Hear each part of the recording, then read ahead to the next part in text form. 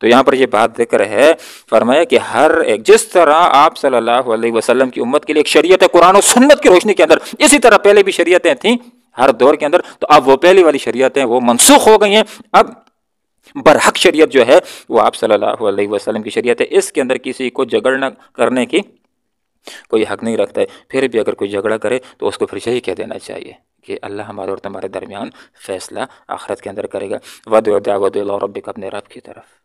اپنے رب کی دعوت دینے سے کیا مراد ہوتا ہے؟ مراد یہ ہے کہ اسلام کی طرف دعوت، جو اسلام کی طرف دعوت دے رہا ہے وہ اپنے رب کی طرف دعوت دے رہا ہے، جو دین کی طرف دعوت دے رہا ہے وہ اپنے رب کی طرف دعوت دے رہا ہے، جو قرآن کی طرف دعوت دے رہا ہے وہ اپنے رب کی طرف دعوت دے رہا ہے، جو نماز کی طرف دعوت دے رہا ہے وہ اپنے رب کی طرف دعوت دے رہا ہے، جو کسی نیکی کے ساتھ کسی کو جوڑ رہا ہے وہ اس کو رب کے ساتھ جوڑ رہا ہے، جو کسی کو کسی گناہ سے بچا رہا ہے وہ اس کو رب کے ساتھ جوڑ رہا ہے۔ تو فرمایا لوگو تم نے دعوت دینی اپنے رب کی طرف،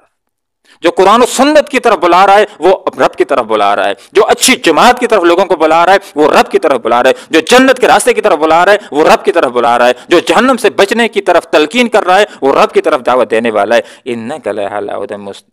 انک بے شک آپ علی لازمن ہے ہدی ہدایت پر، مستقیم بالکل سیدھے راستے کے اوپر۔ تو جس طرح مسلمان لوگوں کو یہ بات بتلاتے ہیں کہ لوگوں یہ لات یہ عزا اور یہ منات اور یہ جو تم نے یہ صاحب اور بحیرہ یہ نام بنا رکھے ہیں یہ غلط راستہ ہے، یہ گمراہی کا راستہ ہے، اور لوگ بھی مسلمانوں کو یہ کہتے ہیں، حتیٰ کہ آپ صلی اللہ علیہ وسلم کے حوالے سے بھی یہ بات کہہ دیا کرتے تھے نعوذ باللہ یہ شخص گمراہ ہو گیا ہے، صحابی ہو گیا، بے دین ہو گیا، باپ دادا کا دین چھوڑ دیا ہے۔ تو بتلایا جا رہا ہے کہ یہ تو کہہ رہے ہیں کہ نعوذ باللہ بے دین ہو رہا، لیکن اے آپ صلی اللہ علیہ وسلم آپ حق پر ہیں،